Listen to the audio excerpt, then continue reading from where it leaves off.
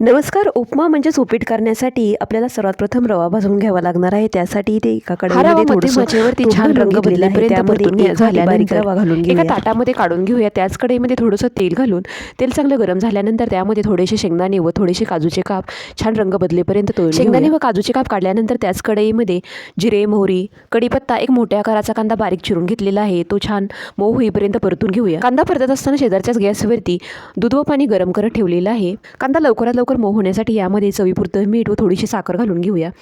कांदा चांगला मऊ झाल्यानंतर यामध्ये एक छोट्या आकाराचा टोमॅटो बारीक चिरून घेतलेला आहे तो घालून घेऊया. टोमॅटो चांगला मऊ झाल्यानंतर यामध्ये हळद, हिंग, कोथिंबीर, भाजून घातलेला रवा घेतल्यानंतर सर्व पदार्थ चांगले मिक्स केल्यानंतर यामध्ये गरम करून घेतलेले दूध व पाणी थोडे थोडे करून घालून घेऊया. एकसाथ सर्व दूध व पाणी वापरायचं नाही तर उपम्यामध्ये गाठी तयार होऊ शकतात. सर्व दूध व पाणी यामध्ये वापरल्यानंतर कढईवरती झाकण ठेवून मंद आचेवरती 3 ते 4 मिनिटांसाठी 3 ते 4 मिनिटांनंतर इथे आपला उपमा छान फुललेला आहे. तो अजिबातही चिकट झालेला नाही, एकदम